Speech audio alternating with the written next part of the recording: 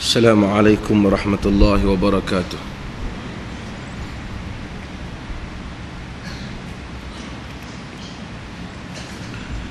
Alhamdulillah, nahmaduhu wa nasta'inuhu wa nastaghfiruh, wa na'udzu billahi min shururi anfusina wa min sayyiati a'malina. Man yahdihillahu fala mudilla lahu wa man yudlil fala hadiya lahu. Ashhadu an la ilaha illallah wahdahu la syarika lahu wa ashhadu anna Muhammadan abduhu wa rasuluh. Amma ba'd. Hadirin dan hadirat yang dimuliakan, masih lagi dalam babul iqtisadi fil ta'ah, bab iqtisad di dalam ketaatan kepada Allah Subhanahu wa taala, iaitu bab bersederhana di dalam taatkan Allah Azza wa Jalla. Wa an Aisyah radhiyallahu anha anna Rasulullah sallallahu alaihi wasallam qala idza na'asa ahadukum wa huwa yusalli falyarqud hatta yadhhaba anhu an-nawm fa inna ahadakum idza shalla wa huwa na'isun la yadri la'allahu yadhhabu yastaghfiru fayasubbu nafsahu. Muttafaqun alaih, yakni diriwayatkan oleh Al-Bukhari dan Muslim di dalam sahih mereka berdua. Daripada Aisyah radhiyallahu anha, sesungguhnya Rasulullah sallallahu alaihi wasallam bersabda, apabila seseorang kamu mengantuk sedangkan dia sedang bersalat, falyarqud hatta yadhhab anhu an-naum, maka hendaklah dia tidur sehingga hilang daripadanya mengantuk. yakni dia duduk, dia baring sehingga hilang daripadanya mengantuk. Fa inna ahadakum, kerana seseorang kamu apabila dia bersembahyang sedangkan dia mengantuk, dia tak tahu, barangkali dia ingin beristighfar, memohon keampunan kepada Allah Azza wa Jal, lalu dia memaki dirinya sendiri. Nabi sallallahu alaihi wasallam sebut dalam hadis ni, jangan sampai satu orang oleh kerana nak gelut, nak pulun ibadat, walaupun dia mengantuk sangat-sangat dah, lalu dia paksa diri dia semayang pun terhoyong-hayang, dia mengantuk tapi dia nak semayang juga, hendaklah dia duduk, hilangkan mengantuk dia dulu. Kerana kata Nabi, barangkali nanti dia ingin beristighfar tetapi oleh kerana dia mengantuk, dia tak tahu, mungkin dia cerca diri dia sendiri, dia nak kata hak lain, dia kata hak lain. Hadis ini dimasukkan oleh Al-Imam An-Nawawi di dalam bab ini sebagai tanda bahawasanya tidak ada kemelampauan di dalam ibadah dalam Islam. Siapa semayang, terutama orang yang semayang, mungkin semayang ni, solat yang mengantuk ni biasanya qiyamul lail. Isya ni ada tempoh yang panjang dan kita diminta supaya solat berjamaah.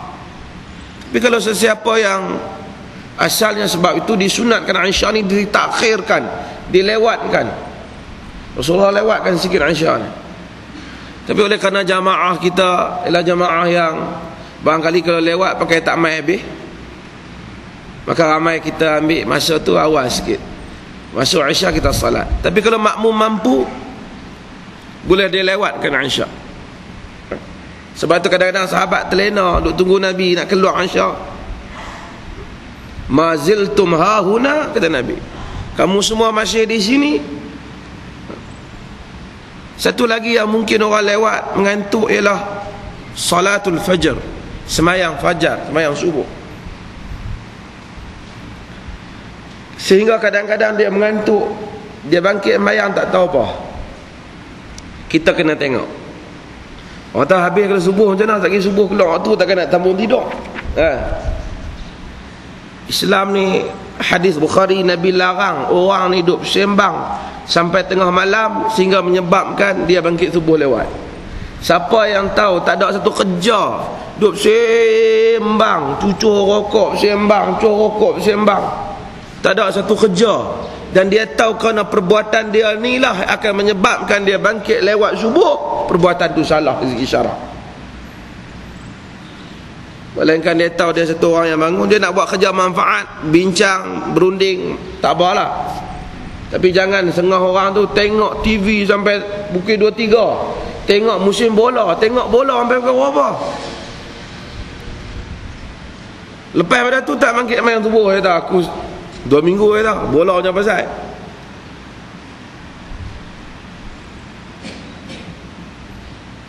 Ini semua yang penting agama larang ghulu di dalam ibadah, melampau dalam ibadah.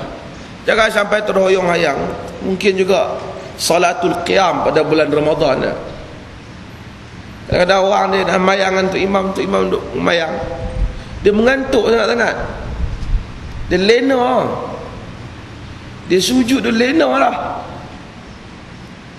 Kalau macam tu dia kena amalkan hadis ni, dia berehat sebentar, dia sandar, dia lena, sekali dia sambung.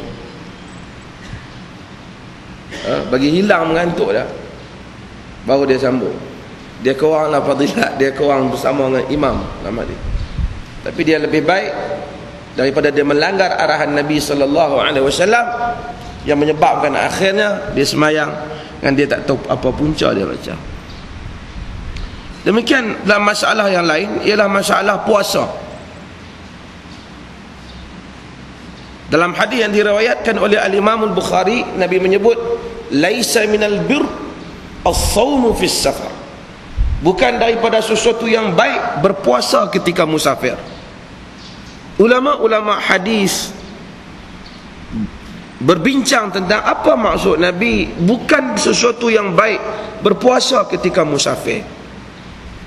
Setengah mazhab meminta supaya siapa saja musafir kena buka puasa, seperti mazhab Abu Daud Al-Zahiri dan juga pandangan sebahagian daripada Ja'fari. Mereka menyatakan kalau musafir kena buka puasa, pasal Nabi kata bukan sesuatu yang baik satu orang tu dia berpuasa ketika dia musafir. Hadis ni setelah diteliti oleh para ulama hadis, dilihat dengan berbagai sudut, dilihat hadis ini mempunyai sebab musababnya yang dinamakan dalam ilmu hadis sebagai sabab wurudil hadis, sebab urut hadis, punca sesuatu hadis itu disebut oleh Nabi. Nabi sebut hadis ini pasal dalam suatu musafir baginda tengok ada orang punya gelut nak puasa sampai dia pitam, sedangkan dia musafir. Nabi tengok pasal apa? Dia kata dia pitam, tak tahan. Nabi kata bukan sesuatu yang baik berpuasa ketika musafir. Maksudnya sesiapa yang tahan nak puasa dalam keadaan musafir sampai rebah-rebah, maka itu menyanggahi tunjuk ajar Nabi SAW. Agama ini mudah, ada rukhsah dia, ada kelonggaran-kelonggaran yang diberikan oleh syarak, dan Allah Subhanahu wa taala menyukai kita mendatangi kelonggaran-kelonggaran tersebut. Ada kelonggaran yang dia bagi apabila kita musafir, dia bagi supaya kita untuk qasar, kita qasarlah. Setengah orang, aku tak maulah, dia kata bukan susah mana pun. Memang tak mau bukan susah mana, tapi tunjuk ajar Nabi, baginda tidak pernah musafir melainkan baginda mengqasarkan salatnya. Kita tidak lebih baik daripada baginda sallallahu alaihi wasallam. Sebab tu Aisyah bila tengok bagi tahu bahawasanya mandi wajib dengan segantang air. Sahabat ada sahabat cukuplah. Aisyah kata telah cukup orang yang lebih baik daripada hang. Kata pada Urwah, Nabi mandi cukup, tapi kita ni mandi dengan syok, was-was, Tunya nu mai petua tok guru pula, masuk ayat ni keluar buat telinga kiri kanan. Pakai tak jadi. Kita banyak agama yang takalluf, agama yang menyusah-nyusahkan. Sebahagian yang disusah-susahkan tu tak ada dalam dalil pun. Tak ada dalam dalil pun. Agama ni yusr, agama ni mudah. Saya pergi ke New Zealand, saya tengok sembelihan, orang sembelih. Bagi saya sangat halal lah cara sembelihan yang apa. Orang putih ni jaga lebih dari kita. Tuhan nak suruh keluar darah, nak bagi kita makan yang bersih. Tu orang Islam malah di New Zealand, walaupun ladang-ladang orang kafir, ladang orang Kristian. Kalau orang Kristian sembelih pun, Quran kata wa ta'amul ladzina utul kitab halal lakum, makanan ahli kitab halal untuk kamu. Lagi mana ahli kitab pada agama mereka kata halal, halal lah. Orang kita dia banyak bincangan. Dia kata ahli kitab ni, ahli kitab hak asal tu kena. Hak masa kitab tak ubah lagi tu.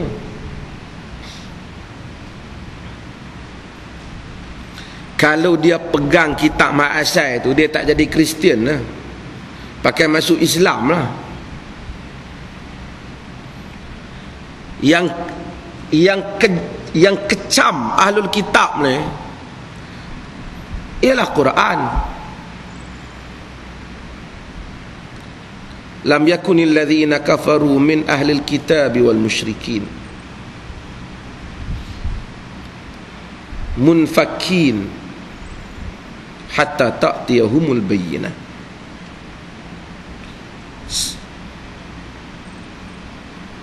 Tidaklah orang-orang kafir di kalangan ahli kitab dan musyrikin berpecah melainkan setelah datang kepada mereka keterangan. Tuhan abang ahli kitab kafir. Tidaklah orang ahli kitab, tidaklah orang kafir di kalangan musyrikin dan ahli kitab. Kafir. Cuma Tuhan bagi beza, kafir musyrikin jenis lain, kafir ahli kitab jenis lain. Kalau tidak tak payah bagi perbezaan. Kata lam yakunil ladzina kafaru sudah munfakin.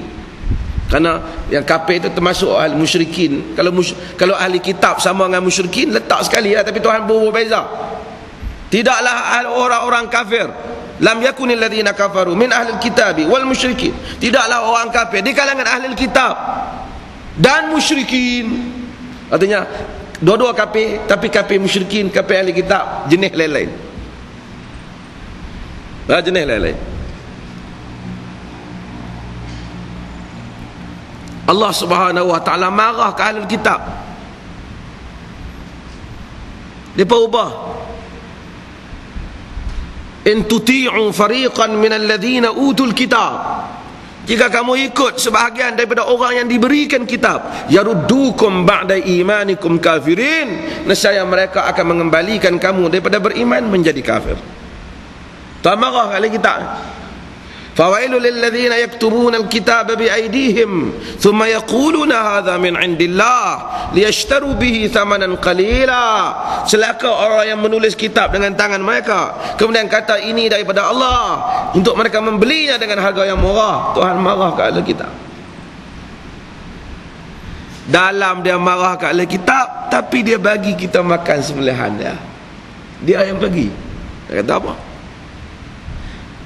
Kalau kata ahli kitab tu ahli kitab yang asal, ahli kitab yang asal kah tuan-tuan?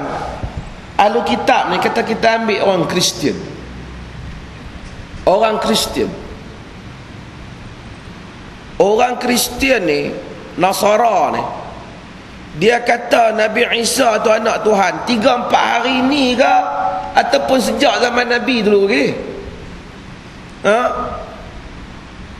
Bila dia kata? Sejak zaman Nabi dulu, Nabi tak main dia kata dah. Tu Quran duk marah kat depa. Mereka tu kafaral ladzina qalu innallaha salisus salasa. Kufurlah orang yang menyatakan Tuhan itu tiga daripada yang tiga, Trinity. Sebab tu Quran surah Isa bin Maryam, Isa anak Maryam.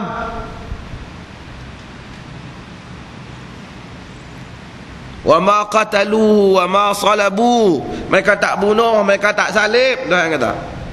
Sejak bila ahli kitab kata Isa anak Tuhan? Nabi tak mai kata dah. Pun begitu Quran menamakan mereka dengan ahlul kitab. Kerana ada saki baki kitab. Ada bahagian-bahagian yang mereka percaya tu memang betul. Tentang Ibrahim, tentang Allah Ta'ala. Cuma mereka mai tentang Nabi Isa tu jadi keliru. Tuhan namakan mereka ahli kitab.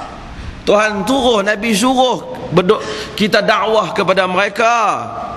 Ya ahlal kitab, ta'alau ila kalimatin sawa bainana wa bainakum. Wahai ahli kitab, mai kepada kalimah yang sama antara kami dan kamu. Allah na'budu illallah, jangan kita sembah melainkan Allah Ta'ala. Seru dia apa? Dalam Tuhan marah ke ahli kitab, Tuhan kata wa ta'amul ladzina utul kitab halal lakum. Makanan orang ahli kitab itu halal untuk kamu. Sebab tu maka kalau orang Kristian semula halal lah. Tapi hak saya nak cerita di New Zealand tu orang Islam lah. Hak nak masuk negara kita orang Islam lah. Halal lah. Hak kalau nak kira betul-betul, kita ni tak disuruh cek benda hak kita tak tahu. Nahnu nahkum bil-zawahir wallahu yatawalla syara'ir. Kita hukum yang zahir, Allah Ta'ala urus yang tak tahu. Tuan-tuan pergi makan nasi kandak kedai mamak, tuan-tuan tahu kata ayam dia sembelih elok lah. Kita tak tahu, tapi kita atas dasar dia orang Islam, Islam lah. Tuan-tuan, kita ni tak di agama ni dia tak suruh kita menyemak benda yang tak memberi faedah pada kita. Abdullah bin Mas'ud, satu hari dia tengok satu orang di janggut dia ada arak, ada ayam arak janggut. Orang kata dia ada ayam arak, cuba kita cek tengok kok minum arak dia ni. Kata Abdullah bin Mas'ud, ini tajassus yang dilarang oleh agama. Ini mengintip yang dilarang oleh agama. Kita nampak kesan ayam arak di janggut, kita tak nampak dia minum, kita sodok kalut lah. Tuhan tak suruh kita duk picek benda hak kita tak tahu lah. Kata Abdullah bin Mas'ud, pada dia tengok sangka macam janggut merecik tak apa, cukup selesai masalah kita. Kalau kita ni nak disuruh cek benda yang kita tak tahu, tuan-tuan, kena pergi ketuk satu rumah. Assalamualaikum, ni kami penguasa agama ni nak macek rumah cik ni ada simpan arak ke tak? Kalau semua nak kena cek, orang lalu dengan kereta tahan buat roadblock, nak tanya ada dua orang ni menikah ke tak? Kalau agama suruh kita buat tuan-tuan, kalut kita. Alhamdulillah, Tuhan tak perintahkan kita benda hak kita tak tahu. Kita hukum, dia suruh kita bersangka baik, dan dia tak suruh kita pergi cari benda hak kita tak tahu. Ada orang belah Padang Sak telefon saya, belah mengut, dia kata sejak mufti tak bagi ni, dia kata saya punya apa sagu hati hak bagian mengintip ni pun tak dapat dah, kata. Saya kata tak payahlah cari sagu hati, cari duit kot lain lah. Allah Ta'ala tak suruh tu. Ihya Ulumuddin ni orang lama kuat baca Ihya. Dia riwayatkan macam mana Umar bin Khattab bila dia masuk rumah orang, dia pindap orang buat salah. Kontu kata aku salah satu maksiat Tuhan, hang dah tiga salah. Hang mengintip, hang masuk rumah tak bagi salam, kemudian hang masuk rumah tak melalui pintu dia, tiga dosa hang buat, aku satu boleh. Selamat balik, selamat kata tak apa. Kalau tidak, tuan-tuan, kita nak kena cek, tuan-tuan. Orang ke benda hak kita tak tahu, kita tak usah cek. Orang kata mai, jom pas sembahyang subuh, jom kita aku belanja hampa makan. Orang panggil kita belanja makan, kita kata hang sebelum nak belanja aku nak tanya hang, duit yang hang dapat ni halal ke? Woi, kalut, tuan-tuan. Mai hari ni aku ada duit lebih sikit. Mai aku belanja abang makan tengah hari. Hang belanja aku. Duit ni halal. Kita tak tanyalah tuan-tuan. Dia belanja kita makan lah. Duit halal tak halal antara dia dengan sumber. Bukan antara kita dengan dia. Antara kita dengan dia, macam mana makanan tu boleh mai ke kita sebab dia belanja kita. Dia belanja hukum halal. Macam mana duit tu pi kat dia, hak tu hukum dia, bukan hukum kita. Itu hukum dia. Kau tidak tuan-tuan kalut pegawai tuan-tuan, pegawai kerajaan, bila orang bagi gaji, saya nak pitau ni kerajaan bayar gaji kat saya ni, ambil duit mana ni? Tak usah tanyalah benda hak kita tak tahu. Di sebalik yang kita tak tahu tu, khalas. Gaji ni aku ambil mana aku tak kira, tapi aku dapat gaji ni punca dia pasal aku buat kerja. Yang tu selesai tuan-tuan. Orang tanya kita, ada orang bagi ampau, dia boleh ambil, dia bagi ambil. Tapi kalau dia kata, gua baru kena nombor ekor lah, jom kita makan, tak boleh. Sebab kita raikan benda jahat dia. Tu terang-terang dia habaq. Tapi kalau dia tak habaq, apa kita pergi? Sebab tu Nabi SAW, Yahudi bagi makan kat dia, dia makan. Yahudi hantar jamuan, raja-raja bagi hadiah, dia ambil. Dia tak tanya, hampa ni raja, dia hampa Yahudi kaki kelentong, ambil duit mana ni? Pergi kat aku. Dia tak tanya.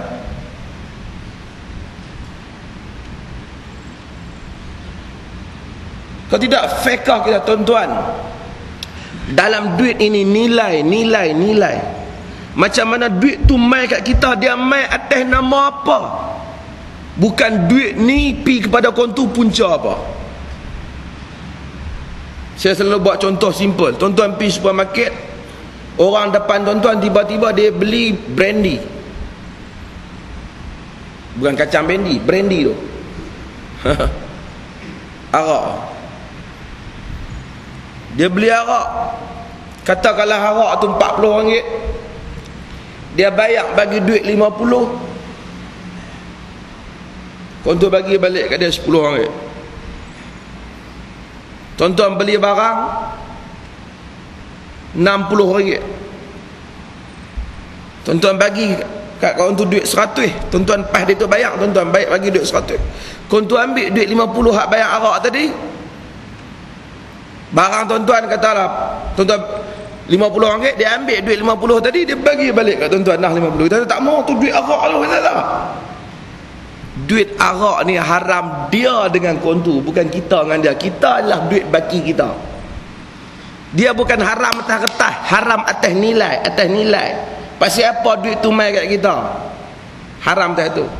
Kalau tidak, satu orang dia buat danya, dia buat bodoh macam tu, dia pergi kena tikam judi, dapat 20,000, main nombor ekor ke apa, dia bawa balik rumah, dia pergi ke bank. Bini dia kata, abang dapat duit mana ni? Abang main judi, saya tak mau. Hang tak mau tak apa, aku cari duit hak tak judi. Dia pergi ke bank, dia ambil ke bank, dia tahan, ni duit 100, main duit 50 tukar. Dia kata, hak ni bukan judi dah, dia kata, aku tukar dah, hak judi 100 aku bubuh ke bank dah, dia kata. Ni 50. Boleh buat kerja macam tu. Bukan masalah duit tu, masalah nilai. Pasal apa duit tu main kat hang? Kalau dia main tahu, upa-upalah. Tuan-tuan, agama tidak menyuruh kita takalluf. Agama tak suruh kita beban. Tapi kalau dia kata dia nak celebrate, dia nak meraihkan benda yang salah. Weh, dia kata aku baru kena ekor ni, jom kau belanja. Tak boleh lah. Pasal dia meraihkan satu benda yang salah. Kita haram merayakan benda-benda yang maksiat seperti itu. Yang penting hadirin dan hadirat sekalian, ad-dinun yusuf. Agama itu mudah. Saya tekan masalah ni supaya orang boleh, dan aku tak faham, supaya bahawasanya kita nak bina imej Islam. Saya sebut dalam kuliah-kuliah saya di tempat lain, orang bukan Islam ada telefon saya, dan orang bukan converted Muslim, orang yang masuk Islam ni pun telefon saya, berterima kasih kerana bagi tahu masalah khalwat tu. Pasal depa dapatlah jawab pada orang bukan Islam yang duk hina Islam. Depa kata Islam suka kacau orang. Pi ketuk orang, pi tanya orang satu benda, kita tak ada. Yang tu bukan Islam. Itu salah gerak kerja. Tak baik. Kalau tidak duk tahan orang. Tuan-tuan, kalau maksiat yang tak nampak ni kena periksa, kita kena periksa rumah ke rumah. Antara khalwat, setengah orang dia salah, tuan-tuan. Tuan-tuan, khalwat ni bukan zina. Mungkin dia berzina, tapi khalwat bukan zina. Ni satu poin tuan-tuan kena faham.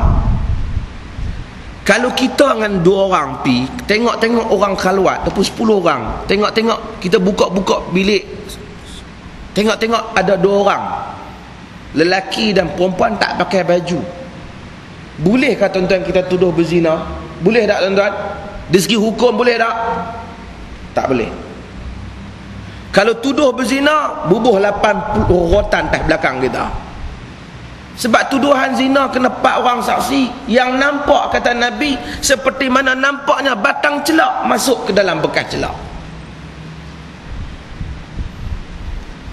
Walaupun mungkin dia berzina, tapi kita tak boleh tuduh, sebab kita tak nampak dengan mata kepala. Tak usah takutlah hukum Allah Ta'ala ni mahkamah akhirat ada lagi untuk mereka. Namun kita sebagai hamba tak boleh tuduh. Itu yang hadis yang diriwayatkan oleh Al-Imam Al-Bukhari. Bila orang mari kepada Nabi, ya Rasulullah, zanaitu fatahhirni, Ma'is bin Malik, wahai Rasulullah, aku berzina, bersihkanlah aku. Rasulullah duduk dia mai belah kanan, Nabi pusing belah kiri, pergi tengok kot lain. Dia mai belah kiri, Nabi pusing belah kanan, pergi tak mau. Dia duduk gelut nak habang. Dia kata, gila agak-agak, ada masalah. Dia kata, saya orang segahil, orang tak gila. Nabi kata, la'allaka ghamas, la'allaka qabbalt, hang cium kot. Nabi kata, tak. La'allaka ghamas, hang raba-raba kot. Nabi kata. Dia kata, tak, aku berzina, tolong proses kot. Baru Nabi hukum dah. Nabi kata para ulama hadis, Nabi maksud Ma'is, hang ni dok mengaku kat grupa hampir tobat no. Benda ni maksiat hang, Allah Ta'ala tahu. Dia ada habaq tu, Nabi pusing. Nabi bagi alasan, hang apa aja. Nabi kata, hang cium dia tu. Tak, saya zina, saya tahu dah. Tuan-tuan, hadis sahih. Kita tu dia main mengaku Nabi nak buang kes, kita tak ada pergi cari buat apa. Kalau dah terang buat laku di kampung kita, duk wiwat kita masuk, itu cerita lain lah, nampak oleh semua orang. Ni yang tak ada, duk balik pintu nak pergi ketuk cek buat apa. Baca fatwa Dr. Yusuf Al-Qardawi dalam min fiqh daulah, apa dia kata? Semua ulama tahu dalam dunia ni orang tak buat kerja macam ni. Akhirnya bila kita tangkap, saya ada kawan yang duk main mengaji macam ni, dia kena tangkap suami isteri. Dah rugi duit hotel lah. Terus orang lain nak main clear, kad tak bawa.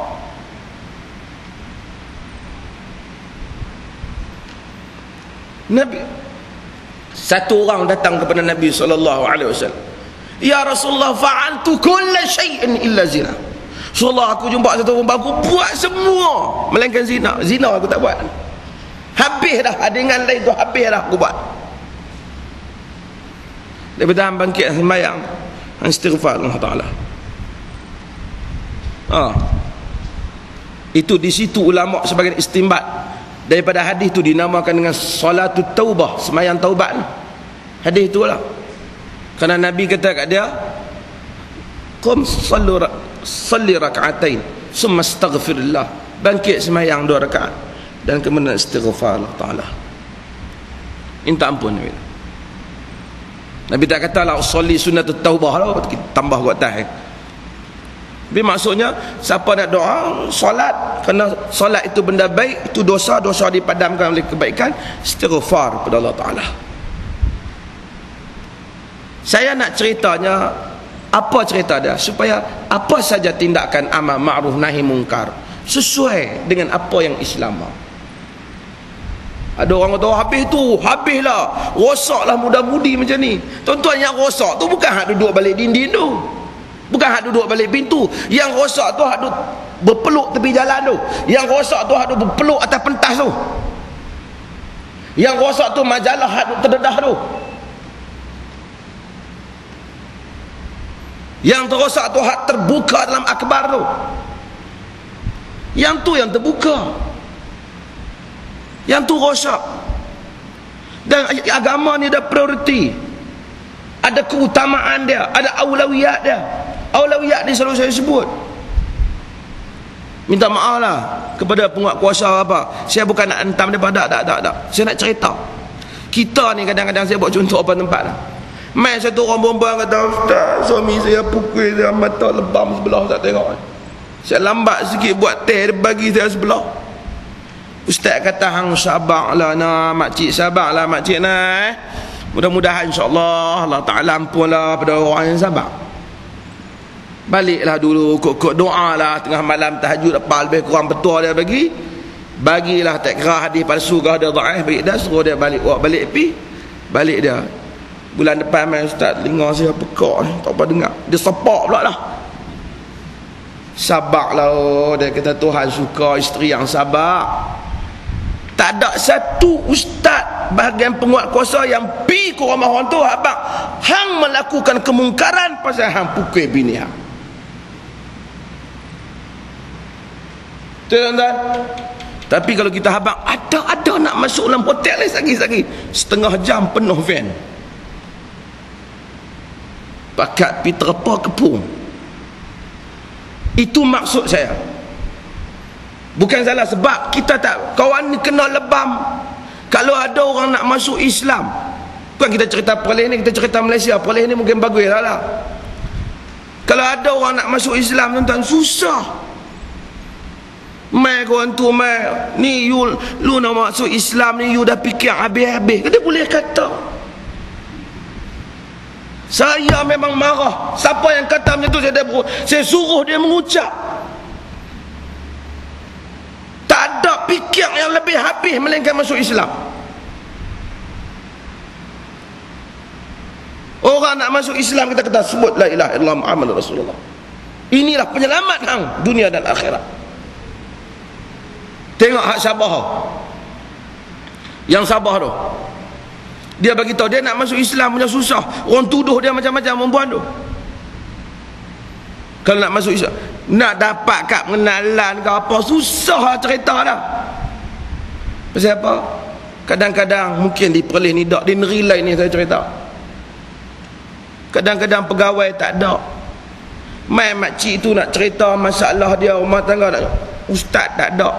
Dia mai daripada ujung Balin tu 3-4 kali merangkak naik bas, jumpa ustaz tak ada. Dia kata ustaz keluar pergi mana tak tahu. Kadang-kadang saya kalau boleh jumpa pegawai agama ni senang ni, memang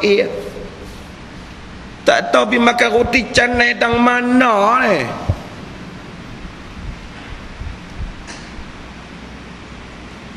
Tak ada.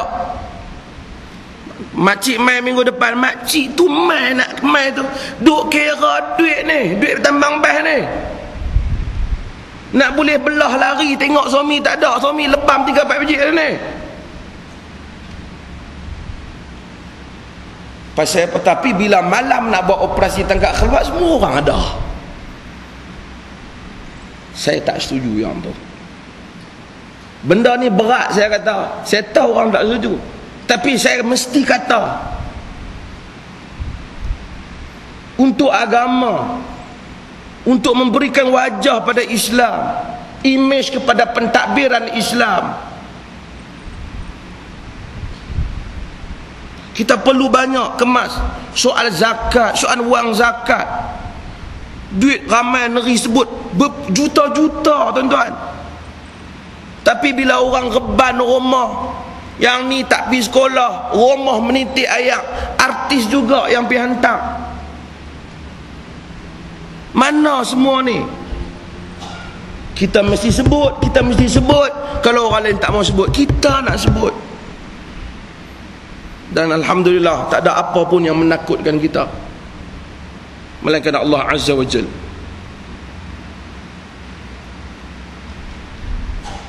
Kadang kita pergi dengar orang putih macam pentadbiran, malu kita. Tengok Jepun malu kita. Dia kata, pergi Jepun, orang putih, Switzerland, New Zealand macam pergi. Orang tak suruh abang, tak tabung. Orang bubuh duit ambil suruh abang, beli, tak payah orang tunggu. Kita dengan tabung-tabung masjid, dia kopak. Nak pergi habakkan masalah inilah Islam yang terbaik apa? Abang ada.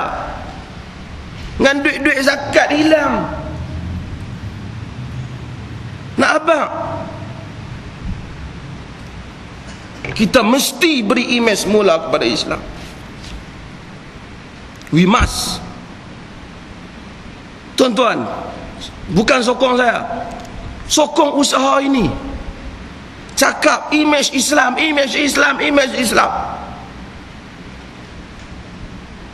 Apa ada agama dengan segala inti kandungannya jika kita tak dapat persembahkan dia? Sudahlah, kita lah peringkat antara bangsa. Saya memang nak ceramah malam ni. Memalukan. Ini Syiah. Ini Syiah ni kita kena bantai dah. Tuan-tuan, tak usah heran dengan buat-buat Syiah ni. Itu saya sebut di Syiah di sini. Perlis pun ada Syiah jadi-jadian tak? Tuan-tuan, tengoklah rupa wajah Syiah. Dulu At-Tusi semasa Mongol melanggar Baghdad, dia yang membuka kota Baghdad, menjatuhkan kerajaan Baghdad. Dia kepala Syiah ketika itu. Bukan Saddam Hussein orang yang baik, dia penjenayah. Tetapi dia menjadi penjenayah semasa dia berkawan dengan Amerika. Dajjal Amerika itulah yang memberi duit, memberikan senjata, memberikan dia berasa kuat untuk yang membunuh orang lain. Tapi apabila hari-hari dia mula sedang nak lawan Amerika, Dajjal Amerika itu mengungkit jenayah dia. Syaitan Amerika tu. Walaupun memang ada jenayah dia, tetapi bukan masanya untuk orang Syiah untuk berpakat membunuh Saddam. Orang Syiah itu tidak boleh membunuh Saddam, melainkan dengan kekuatan yang diberikan oleh Amerika padanya. Saya sebut dalam kuliah saya, bahawa saja saya tulis artikel 4-5 bulan lepas, bahawa saya kata Amerika tidak akan menyerang Iran. Cerita nuklear inilah cerita lakonan. Ketika itu ada orang sinis, geng-geng Syiah tulis, hantam Dr. Muhammad Azri, ekstremis sunnah. Tapi memang benar, dia tak serang Iran, tuan-tuan. Bahkan sekarang dia duk fikir nak sedekah Iraq bagi ke Iran. Kerana Amerika ni kenal Syiah. Kalau hari 10 Muharram di Pakistan, orang Syiah toreh muka dia, dia bunuh ulama-ulama Sunni, tuan-tuan. Siapa duduk Pakistan tahu? Dia tembak. Di India, di Imam Bara, Chota Bara, saya pergi di situ, tempat Syiah berkumpul. Dia buat pertunjukan bunuh kuda putih, lambang peristiwa Hussein. Kemudian dia tutup malam. Kemudian lelaki dan perempuan pergi antara satu sama lain. Lelaki membawa cincin, dan dia peganglah mana-mana perempuan, dia rabahlah kegelapan tu, dia masuk mana-mana bilik. Lalu mereka melakukan perzinaan, tapi mereka namakan itu hubungan persetubuhan yang akadnya disahkan oleh Imam Mahdi. Sehingga di kalangan mereka menyetubuhi anak perempuannya sendiri, bila tak tahu, gelap. Itulah Chota Bara, Imam Bara tu tempat yang direstui, yang pergi dirasmikan oleh Khomeini.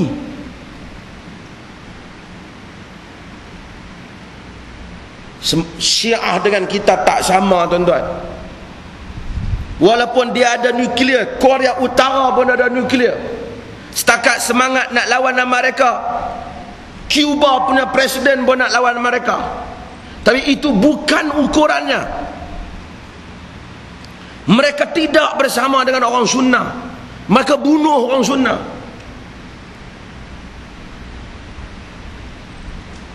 Mereka bunuh Saddam Hussein. Mereka pilih hari raya, Mereka tahu itu mencetuskan kemarahan orang Islam.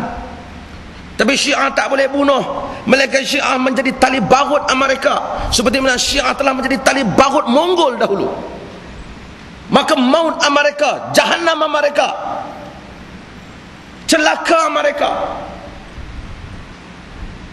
Dan celakalah Syiah kena bekerja sama dengan Amerika. Ketika ulama-ulama Sunni sekarang ini diburu di Iraq, semua pembesar-pembesar ulama Syiah semua menjadi orang besar dalam kerajaan Iraq. Mana Sistani yang kononnya menjadi rojokan Hujjatul Islam, Ayatullah Uzma bagi orang Syiah, dia sekarang mendapat kedudukan yang istimewa. Muqtada Sadr yang kononnya dilantik untuk menjadi hero jadi-jadian pun Amerika tak bunuh dia. Amerika kalau mau dengan kekuatan nak dia ada, tentera Saddam pun dia bunuh. Kapal kereta kebal 2-3 ribu biji, kapal terbang beribu, dia hancurkan Saddam. Dia tak boleh bunuh Muqtada Sadr yang berdasar, yang memegang senjata senapang patah tu. Dia boleh bunuh, tapi Amerika tak bunuh pemimpin-pemimpin Syiah. Dia hanya menangkap Qubaisi, dia hanya menangkap pemimpin sunnah, dia hanya membunuh pemimpin sunnah. Amerika dan Syiah sama. Mereka dan Syiah sama. Ini bukan ekstremis. Saya tulis artikel tu 4 bulan lepas, saya dah kata sejarah tak pernah menipu. Yang membunuh Uthman bin Affan ialah Syiah yang diketuai oleh Abdullah bin Sabah, pengasas Yahudi yang mengasaskan mazhab Syiah, yang menjatuhkan pemerintahan Khulafa Ar-Rashidin ila Syiah, yang menghancurkan kerajaan Baghdad ila Syiah. Sebab itu Salahuddin Al-Ayyubi apabila dia bangkit, antara gerak kerja awal dia ialah dia menghapuskan Syiah, sehingga dia dapat menawan kota Baitul Maqdis. Bukan ekstremis, tapi mereka dah melampau, tuan-tuan. Walaupun macam mana Islam hormat, innallaha katabal ihsan ala kulli syai'. Tuhan tulis ihsan pada satu benda. Hang gantung satu orang, lepas tu hang duk menari tepi dia lah, kemudian hang biar dia tergantung sampai 10 minit apa semua. Hang pilih hari yang tak patut, hang maki-maki dia sebelum dia dibunuh. Sedangkan dia mengucap, dia pegang Al-Quran. Kalaupun dia ada dosa sekurang-kurangnya, hang kena hormat dia. Dia mungkin bertaubat, dia pegang Quran, dia menyebut asyhadu an la ilaha illallah wa asyhadu anna Muhammadar Rasulullah. Dia sebut jahannam Amerika, hidup Palestin, kembali umat Islam, hidup para mujahidin. Sekurang-kurangnya apa jenayah dia pun ada perasaan dia yang akhir untuk membela orang Islam. Sebab itu ini masalah, ini Syiah di Malaysia ni. Ada syuk kat Malaysia ni. Ada kumpulan tertentu di Malaysia ni orang Syiah. Cukup marah kalau orang kritik Iran. So abang dia pun promosi Iran.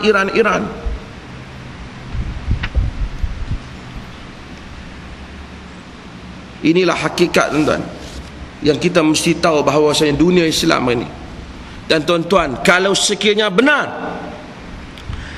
Amerika akan keluar daripada Iraq dan dia menyerahkan Iraq kepada Iran,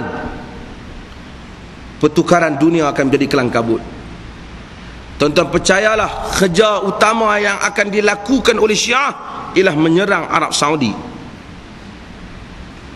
Tuan-tuan tahu, dahulu Abdul Rahman Huzaifi, siapa yang tahu sejarah Huzaifi, dia pernah khutbah di mimbar Masjid Nabi, hentam Syiah ketika Rafsanjani duduk di depan. Sebabnya sehingga Rafsanjani keluar. Depa minta izin daripada kerajaan Arab Saudi, depa nak masuk menziarahi kubur Nabi. Lalu dibenarkan depa masuk. Pemimpin-pemimpin besar Iran, bila ditunjuk kubur Nabi, mereka selawat pada Nabi. Bila dia tengok pada kubur Abu Bakar dan Umar, mereka ludah dan laknat. Jadi pengawal polis hak tengok ni dah marah, pergi habaq kat Syekh Huzaifi. Syekh Huzaifi dah khutbah hari Jumaat, bantai mereka duduk depan pasal hak berlaku pada hari yang sama. Lalu mereka mengambil tindakan diplomatik. Tapi itulah hakikatnya. Dia ludah kubur, tuan-tuan. Khomeini hayat dia kata, jika Allah Ta'ala menjadikan aku menguasai Mekah dan Madinah, akan ku koyak kubur Abu Bakar dan Umar daripada berada di sisi Nabi. Kedua taghut tu dinamakan taghut. Tak sama kita dengan mereka, tuan-tuan. Walaupun ramai orang kata tak apalah, kita beruntuk ansur, kita ni sama-sama. Hakikatnya inilah. Bukan kita nak perang dengan mereka tak, tapi kita kena kenal mereka ni bukan semua hari kita boleh berkawan. Maka dunia Islam jangan heran apa yang berlaku. Ni kok perlihat ada 2-3 kerat hak Syiah ni balik pegang lelok. Depa marah, besok depa masuk dalam internet, depa marah. Mufti Perlis cuba mencabar Syiah kata. Tak biar depa syok dah 3 hari. Hadirin mukminin sekalian, saya buka sesi pada soalan. Jika tuan-tuan ada soalan.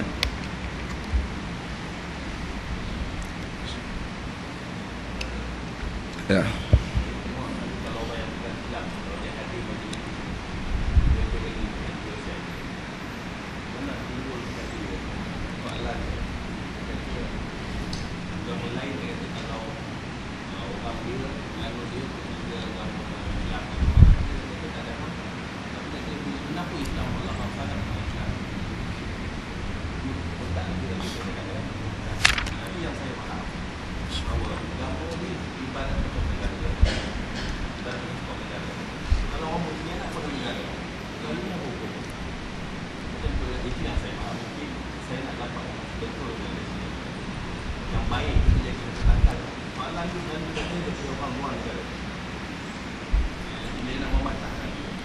Ya tuan-tuan, saya ada pandangan yang berbeza. Apabila Islam itu benar-benar menjadi negara, ia menjadi seluruh asas negara itu ditegakkan di atas nama Islam, maka apa saja tindakan seseorang apabila dia murtad secara terbuka yang menjejaskan negara, dia ambil tindakan kerana kemurtadan itu bukan kemurtadan peribadi, tapi ia suatu kempen menjatuhkan sistem. Kerana Islam dia suatu agama yang komprehensif, syumul. Jadi dia mempunyai kaitan rangkaian dia antara agama tu dengan kekuasaan. Maka dia mesti diambil tindakan. Pun ulama-ulama menyebut berbeza. Kenapa dia diambil tindakan? Adakah kerana dia murtad ataupun kerana dia mencemarkan masyarakat? Sehingga sebahagian mereka seperti Ibrahim Nakha'i berpendapat jika dia murtad secara senyap-senyap, dia tidak diambil tindakan. Tapi tuan-tuan, hadirin hadirat sekalian, apalah faedahnya kita bercakap tentang hukuman murtad sedangkan kita tak mampu membuatnya? Mengapa kita tak cakap benda yang kita mampu buat? Kita diminta supaya mempertahankan Islam. Pasal apa orang jadi murtad? Pasal apa orang jadi murtad? Pasal kerana orang keliru dengan Islam. Ini saya highlight 2-3 hari ni, tuan-tuan akan tengok benda ni mungkin jadi isu. Ada orang keliru dengan Islam. Orang bukan Islam keliru, orang budak-budak yang tak belajar kuat pun dia akan keliru. Contoh simple, banyaklah benda. Ada wartawan New Straits Times telefon saya, perempuan. Saya sebut benda ni, dia kata dia keliru benda ni. Antaranya kan, orang Islam, orang bukan Islam, kalau dia kata pada kita Assalamualaikum, ucapan tu baik, salam sejahtera kepada kamu. Tapi setengah orang Islam diajak ke dia, kita kena kata ke dia Waalaikumsalam, maut kepada kamu.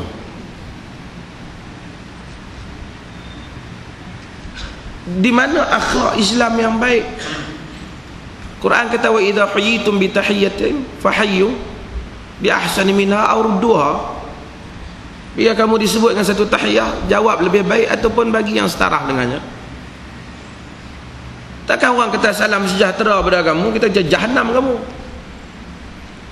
Kalau itu yang kita ajak pada generasi dulu, yang barangkali dulu ni orang tua-tua dulu kata, macam tu kau ustaz, takkah kesian kat dia, jangan banyak tanya, barang siapa yang banyak bertanya maka lemahlah imannya. Dulu boleh lah, ustaz tu pun tak apa cerdik, padan hak mengaji tu pun tak apa cerdik. Tapi lah orang dah cerdik, orang tertanya-tanya, patutkah suatu agama ajak orang sebut baik-baik, jawab tak baik kat dia?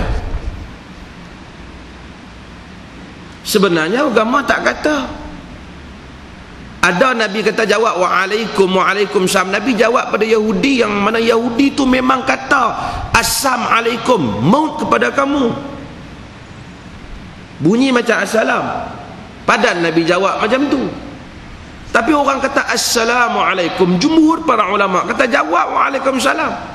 Bahkan bukan semua, bahkan Ibn Qayyim menyebut jumhur para ulama kata boleh pun kita bagi salam pada orang kafir pun. Bukan ada nas yang melarang, cuma nas kan jangan mulakan salam pada mereka kalau mereka tu kafir zimmi atau kafir harbi, kafir yang memusuhi Islam. Khilaf para ulama, katalah kita tak mula salam pada mereka, tapi mereka pandai, kok kita nak elak khilaf tu, kita kata orang assalamualaikum tuan, kita kata waalaikumsalam. Kata lu apa macam mau cakap-cakap itu lu main-main, ini Islam lu jangan tu. Adakah dia kata ini saya ucap baik pasal tak jawab? Kita selalu bagi Islam mengelirukan, dan banyak Islam kita yang mengelirukan. Jadi imej Islam itu dengan cara kita ajar konservatif kita tu, yang kita ajak, yang kita tak mau ubah, benda tu dah tak betul, benda kita tak mau ubah lagi.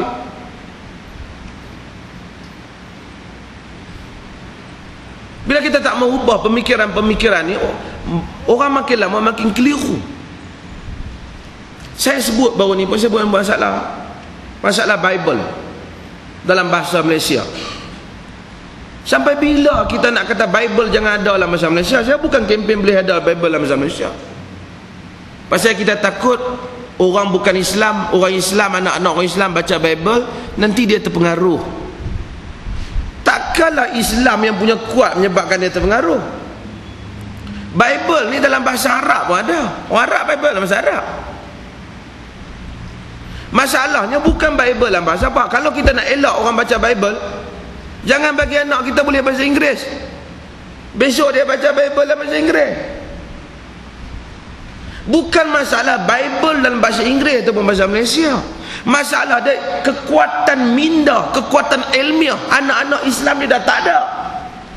Kalau kekuatan ilmiah ada, dia baca Bible tu bukan kata dia masuk Kristian, dia akan kata merapu Bible ni.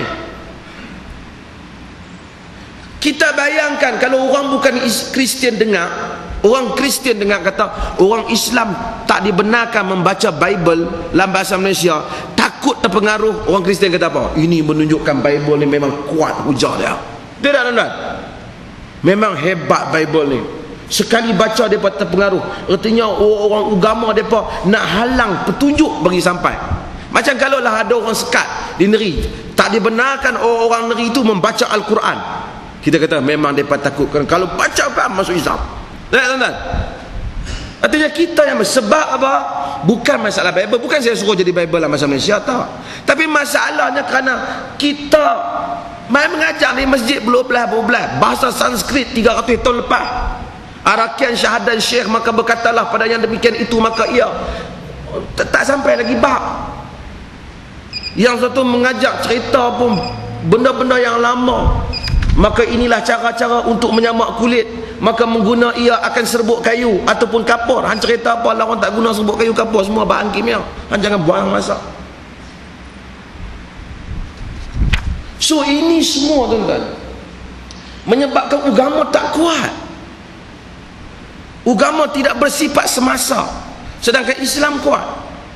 Maka bila pergi ke orang Kristian ni begitu lah. Bukan agama Kristian tu kuat. Agama dia, tuan-tuan, tengok Ahmad Didat punya debate, tengok Zakir Naik, tuan-tuan beli debate dia macam mana. Tak ada boleh jawab apa buat Kristian tu, merapu je Bible tu. Tapi dia jawab dengan fakta sains seperti Zakir Naik. Dengar Ahmad Didat kata apa? Tapi kita ni mari dia ustaz pun tak tahu apa cerita. Baca bukanlah semualah. Baca benda-benda yang duduk sandar. Minta maaf kalau guru tak ambil bagus-bagus lah. Sampai sandar habis dah kau. Sebab tu saya rajin buat cerita-cerita satu orang nama Juha. Juha ni watak lucu Arab lawak. Dia ni kira orang panggil Pak Pandang lah. Satu orang perempuan mahbak dia kata, Tuan Syekh dia kata, saya masalah anak saya ni khayau tiap malam tak mau tidur malam-malam. Apa cara saya nak buat? Tak malam tak mau tidur, tak mau lena. Dia bagi satu kitab, dia tahan balik, buat balik kitab ni. Bila anak hang nak lena dah, tak mau lena, hang buka belik, buka kitab ni. Hang baca kitab ni kalau hang boleh. Kata Syekh jangan merapu, dia kata ni anak saya sakit semua ni tak mau tidur.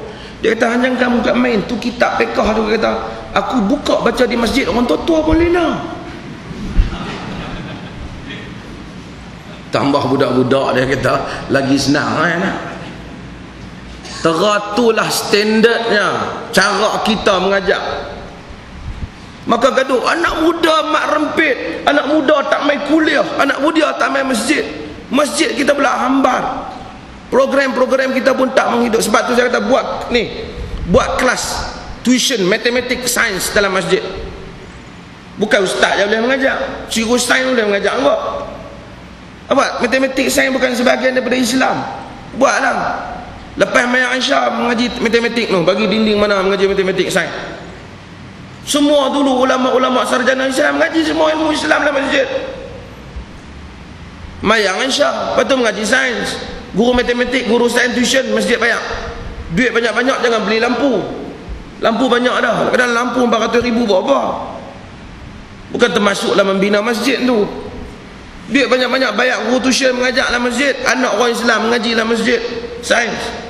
Depan laman mengaji belajar taekwondo. Semua buat di masjid. Dalam hadis yang diriwayatkan oleh Bukhari dan Muslim, Habasyah buat pertunjukan lawan pedang dalam masjid. Aisyah sangkut dagu dia di bau Nabi, tengok Habasyah. Nabi tak larang pun duk buat pertunjukan dalam masjid, Nabi tak larang. Orang masuk Islam dalam masjid, orang main fatwa dalam masjid. Takkan belajar sains, matematik semua tak boleh dalam masjid. Jadi macam mana nak bagi budak-budak main masjid sains? Dinding tu buat sains. Kita mengajar depan masjid ni yang boleh mengajarnya ustaz je tak, guru sains boleh mengajar, lecturer boleh mengajar. Tu Islam jadi jumud. Satu ilmu je kita. Saya kena kata, biar nak kata pun.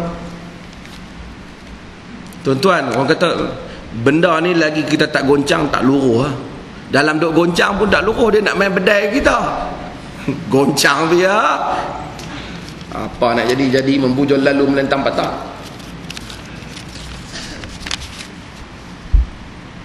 Untuk budak-budak muda lepak, budak-budak muda tak minat masjid.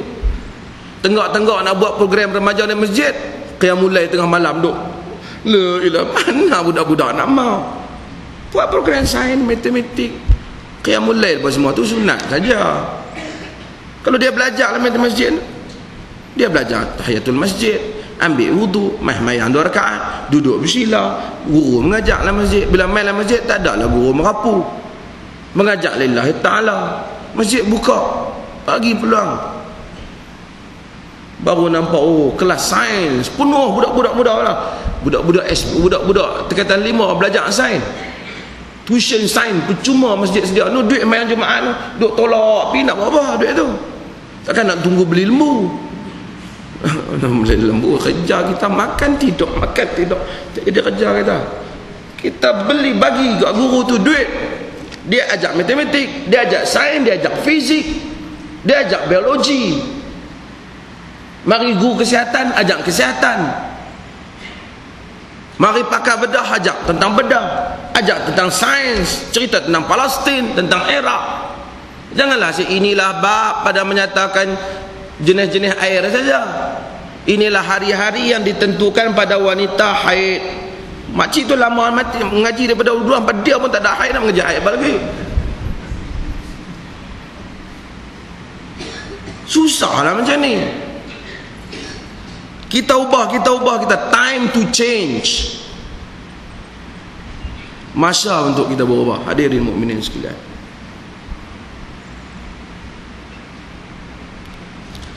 Kenapa kita tak mampu laksana hukuman murtad sedangkan Malaysia negara Islam?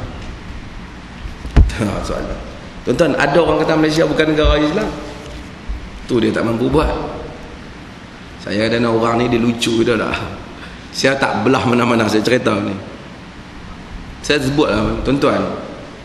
Kita jumpa satu orang bukan Islam, satu orang, dia kata dia Islam, kita kata bukan. Hang kafir, kita kata. Kita saya Islam, saya mengucap, hang kafir. Lepas tu kita sampai waktu semayang, kita kata, pasal apa hang tak semayang?